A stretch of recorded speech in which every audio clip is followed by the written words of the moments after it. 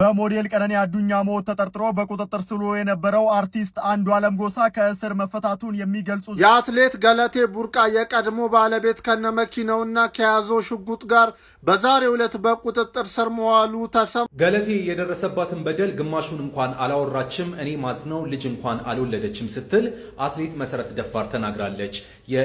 የአትሌት ገለቴ ቡርቃን ቤቶች እንዲሁም መኪኖች የውክልና ስልጣኑን ተጠቅሞ የእሷን መብት በሚጎዳው መልኩ በሸጠው ግለሰብ ላይ እስከ 10 ዓመት የሚደርስ ቅጣት ሊወሰን እንደሚችል ያውቃሉ። አሁን በተሰማ ዜና የቀድሞ ጠቅላይ ሚኒስትር ትልቅ ሎጅ ሊገነቡ ነው ተብሏል። ሰላም ጤና ፍቅር ገንዘብ ይስጥልኝ። ውድ ያገሬ ልጆች እንዴት ናችሁ? አማን ነው አለን ክብሩ ይስፋ።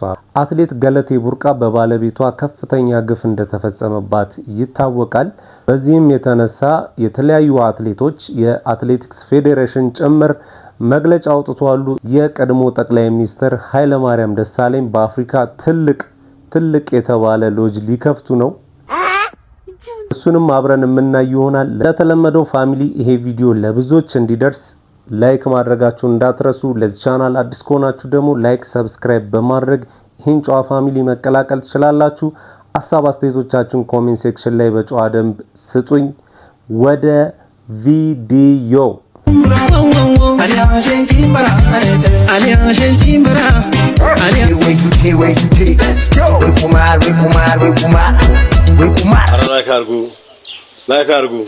በሞዴል ቀነኒ አዱኛ ሞት ተጠርጥሮ በቁጥጥር ስር ውሎ የነበረው አርቲስት አንዱዓለም ጎሳ ከእስር መፈታቱን የሚገልጹ ዘገባዎች በሰፊው በመዲናችን አዲስ አበባ እየተሰራጩ መሆኑን እየተመለከትኩ ይገኛለሁ። የተለያዩ የሚዲያ ተቋማትም ይህንን መረጃ እያጋሩ ይገኛሉ። በዚህ ጉዳይ ላይ ይፋው የተባለ መግለጫ እስካሁን ድረስ አልተሰጠም። ነገር ግን አርቲስቱም ከእስር መፈታቱን እየተገለጸ ይገኛል። በዚህ ጉዳይ ላይ መረጃውን ያጋራው የህግ ባለሙያው አበባየው ጌቱ እንደገለጸው ከሆነ ከአርቲስት አንዱዓለም ጎሳ ጠበቃ ጋር በስልክ ባደረጉት ንግግር አርቲስቱ ከእስር የመፈታቱ ዜና እውነት መሆኑን አረጋግጦልኛል ሲል በማህበራዊ ገጹ ላይ ገልጿል። በአርቲስቱ እንደዚሁም ደግሞ በሞዴል ቀነኒ አዱኛ ዙሪያ ላይ ተጨማሪ የሚወጡ መረጃዎችን ወደ እናንተ የማደርስ ይሆናል። በአንዱ ስንደሰት በአንዱ ተከፍተናል። የገለቴ ቡርቃ ባለቤት በአሁን ሰዓት እስር ላይ ነው የሚገኘው። እንግዲህ እንሰማለን ግን አንፈርድም ነው። ስለ ገለቴ ከተናገሩት ውስጥ አንደኛዋ አትሌት መሰረት ደፋር ነች። እሷ ምን አለች የሚለውን ላንብብላችሁ።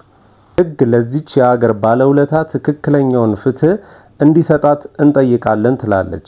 የኦሎምፒክ ሻምፒዮኗ አትሌት መሰረት ደፋር አትሌት ገለቴ ቡርቃ ከመጀመሪያውን አንስቶ ያጋጠማት ችግር ቀላል እንዳልሆነ ገልጻለች።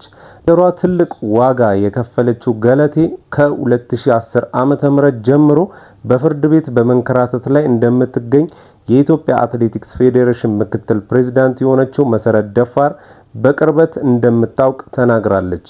መሰረት ደፋር አክላም ህግ ለዚች የሀገር ባለውለታ ትክክለኛውን ፍትህ እንዲሰጣት እጠይቃለሁ ብላለች። በተጨማሪም መንግስት ለጉዳዩ ትኩረት እንዲሰጠው በኦሎምፒክ ሻምፒዮኗ አትሌት መሰረት ደፋር ጥያቄ አቅርባለች ይላል። እውነት ነው። ይህ በጣም አስነዋሪ ድርጊት ነው የተፈጸመባት። ሰውየው እንደሚታወቀው የአንድ ላዳ ሹፌር ነበረ። የሚተዋወቁትም እዛ ትራንስፖርት ላይ ነው። ከመላመድ የተነሳ ታገብኛለሽ አላት ምናምን፣ በዛውም ተጋቡ ማለት ነው። ይሄ ሰውዬ ይሄን ሁሉ ንብረት በታክሲ ስራ ሊያገኘው አይችልም፣ በታሪክ ሊያገኝ አይችልም። እና 11 ቤት እና 5 መኪና ነው ያለችው መሰለኝ። ይሄን ሁሉ አታለሽ ማለት ነው። እና አሁን ጎዳና ላይ ልወጣ ነው ድረሱልኝ ብላለች። ያው እንግዲህ እንደዚህም ተቸግራ ማየት አይጠበቅብንም። ስለዚህ ይቺ ልጅ ፍትህ አግኝታ ለህይወቷ አስጊ የሆነውን ሰው ትክክለኛውን እርምጃ እንዲወሰድ በኢሱ ሪያክት ቤተሰብ ስም እጠይቃለሁ ነኝ። እሺ አሁን ደግሞ ማነበላችሁ የኢትዮጵያ አትሌቲክስ ፌዴሬሽን መግለጫ አውጥቷል። እሱን ላንብብላችሁ። የኢትዮጵያ አትሌቲክስ ፌዴሬሽን ከአትሌት ገለቴ ቡርቃ ጎን ይቆማል ይላል።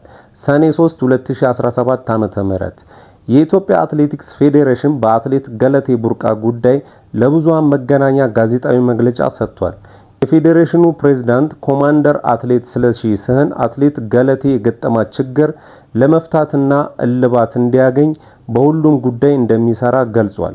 በሴት አትሌቶች ላይ የሚስተዋለው ጥቃት ቀላል የሚባል እንዳልሆነና አትሌቷ ወደ ሚዲያ ወጥታ የገጠማትን ችግር ተናገረች እንጂ ለሀገራቸው ብዙ ዋጋ ከፍለው ብዙ ችግር ውስጥ ያሉ አትሌቶች እንዳሉ ተናግሯል።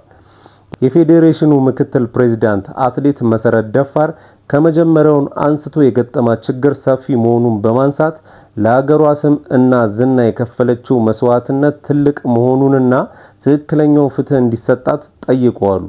የፌዴሬሽኑ የሥራ አስፈጻሚ ኮሚቴ አባልና የኮሚሽነር ንዑስ ኮሚቴ ሰብሳቢ አቶ ቢኒያም ምሩጽ የመገናኛ ብዙሃን በሴት አትሌቶች ላይ የሚደርሰውን ጥቃት ለመከላከል ከፌዴሬሽኑ ጎን በመሆን እንዲሰሩ ጠይቀዋል። የኢትዮጵያ አትሌቶች ማህበር ተወካይ ሌተናል ኮሎኔል አትሌት የማነ ጸጋይ እና አትሌት በላይነሽ ኦልጅራ አትሌቶችን እንደ ገንዘብ ምንጭ አድርጎ መጠቀም ጉዳዩን ውስብስብ እንዳደረገው እና መንግስት ጨምሮ ሁሉንም አካላት እገዛ እንዲያደርጉ ጠይቀዋል። ፌዴሬሽኑ ከፍተኛ የሕክምና ባለሙያ ዶክተር አያሌው ጥላሁን አትሌቶች ሁለንተናዊ ጥበቃ ፖሊሲ በኢትዮጵያ ሲተገበር እየተሰራ መሆኑን ጠቁመው የዓለም አቀፉ አትሌቲክስ የአትሌቶችን ጥበቃ የሚደነግጉ ህጎች ከ2023 ጀምሮ ተግባራዊ እንዲሆኑ ውሳኔ ማስተላለፉን የአትሌቶች ሁለንተናዊ ጥበቃ ፖሊሲ በኢትዮጵያ እንዲተገበር እየተሰራ መሆኑን ተናግረዋል። የአትሌቲክስ ፌዴሬሽን መግለጫው እንግዲህ ይሄን ይመስላል። የአትሌት ገለቴ ቡርቃ የቀድሞ ባለቤት ከነመኪናውና ከያዘው ሽጉጥ ጋር በዛሬው ዕለት በቁጥጥር ስር መዋሉ ተሰምቷል። እንደሚታወቀው አትሌት ገለቴ ቡርቃ ሚዲያ ላይ ቀርባ በባለቤቴ ተዘርፍ ያለው ጎዳና ልወጣ ነው ድረሱልኝ ማለቷ ይታወቃል። እናም በዛሬው ዕለት የቀድሞ ባለቤቷ በአዲስ አበባ ከነመኪናውና ከያዘው ሽጉጥ ጋር በቁጥጥር ስር መዋሉ ተሰምቷል። ገለቴ የደረሰባትን በደል ግማሹን እንኳን አላወራችም፣ እኔ ማዝነው ልጅ እንኳን አልወለደችም ስትል አትሌት መሰረት ደፋር ተናግራለች። የኢትዮጵያ አትሌቲክስ ፌዴሬሽን ምክትል ፕሬዝዳንት የሆነችው አትሌት መሰረት ደፋር ዛሬ በገለቴ ቡርቃና በሌሎች አትሌቶች ዙሪያ ስለሚቋቋመው ኢንስቲትዩት ጨምሮ መግለጫ በተሰጠበት ወቅት የገለቴን ታሪክ በቅርበት ማቀው ግማሹን እንኳን ስለበደሏ አውርታለች ብዬ አላስብም። እኔ የሚያመኝ የገለቴን ንብረት ማጣት አይደለም። እኔ 3 ልጆች አሉኝ፣ ግን ሁሌም የማዝነው ገለቴ አንድ ልጅ እንኳን የላትም። ከ2010 በኋላ ልጅ መውለድ ትፈልግ እንደነበረ ነግራኛለች፣ ግን ያንን አለማድረጓ ያሳምመኛል። ለሀገሯ ስትለፋ ፍርድ ቤት ስትመላለስ ነው የኖረችው ስትል አትሌት መሰረት ደፋር በዛሬው ዕለት ተናግራለች። እኔ ወደዚህ ቦታ የመጣሁት ሴት አትሌቶች ላይ የሚደርሰውን በደል ለማስቆም ነው።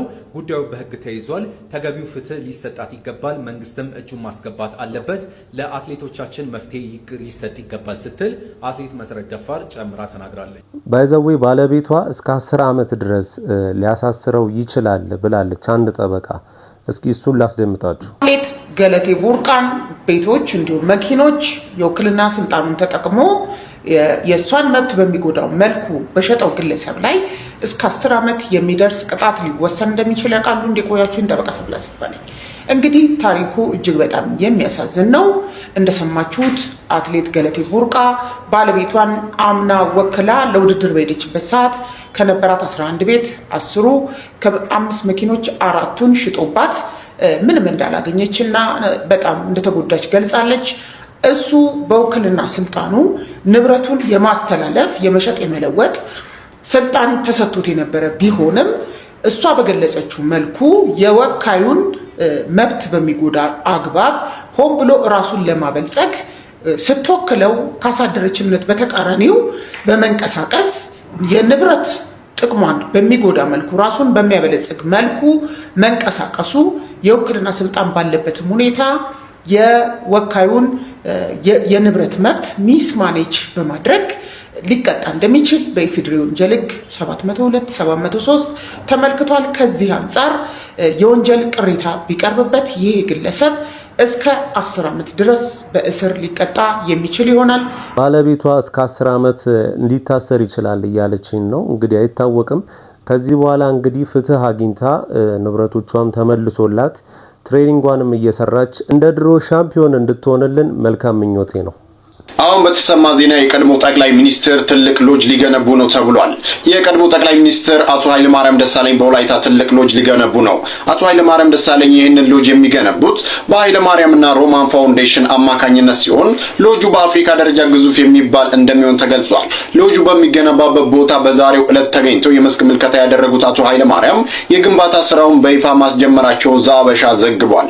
በስፍራው ባደረጉት ንግግር ይህ ሎጅ በአፍሪካ ደረጃ ትልቅ የሚባል ከመሆኑም በላይ ዓለም አቀፍ ደረጃውን የጠበቀ ነው። በአጭር ጊዜ ውስጥ የግንባታው ስራ ተጠናቆ ለህዝብ ክፍት ይሆናል ብለዋል። አብዛኛው ኢትዮጵያዊ በሙስና በሌብነት የማይጠረጠሩት የቀድሞ ጠቅላይ ሚኒስትር ኃይለማርያም ደሳለኝ በአፍሪካ ግዙፍ የሚባለውን ሎጅ ሊገነቡ ነው ወላይታ ላይ። ሼር ኮፒ ሊንክ ያደረጋችሁ ፎሎ ያላረጋችሁም ፎሎ ያደረጋችሁ የቀድሞ ጠቅላይ ሚኒስትር ኃይለማርያም ደሳለኝ ወላይታ ላይ የሚያስገነቡት ሎጅ አፍሪካ ግዙፍ ከሚባሉ ሎጆች ዘመናዊ ሎጆች መሃል እንደሚጠቀስ ራሳቸው የሎጁን ግንባታ ባስጀመሩበት ወቅት ተናግረዋል። የሎጁ ግንባታ የሚከናወነው በሮማንና ኃይለማርያም ፋውንዴሽን አማካኝነት ነው። ነገር ግን እኔ ደስ ያላለኝ ወይንም ደግሞ ውስጤ ጥርጣሬ እንዲፈጠር ያደረገው ነገር ምንድነው? የገንዘብ ምንጫቸው አልተጠቀሰም። ይህንን የሚያክል ግዙፍ ሎጅ ሲያስገነቡ ቀድሞ ጠቅላይ ሚኒስትሩና ባለቤታቸው ያቋቋሙት ፋውንዴሽን ይህንን የሚያክል ሎጅ ሲያስገነባ የገንዘብ ምንጩ ምን እንደሆነ መታወቅ አለበት። ከየት በመጣ ገንዘብ እንደሚገነባ መነገር አለበት። ምክንያቱም እሳቸው ባለሀብት አይደሉም፣ ነጋዴ አይደሉም። እንደሚታወቀው ስራቸው ገቢያቸው ሁሉ የሚታወቅ ነው። ሎጅ ለመገንባት የሚበቃ ሪሶርስ ከየት እንዳገኙ ቢገለጽ መልካም ነው። አለዚያ ግን ያው እንደ ሁሉም ባለስልጣን እሳቸውንም በሙስናና በኪራይ ሰብሳቢነት እንጠረጥራቸዋለን ነው። ጌታ ሆይ ድረስልን፣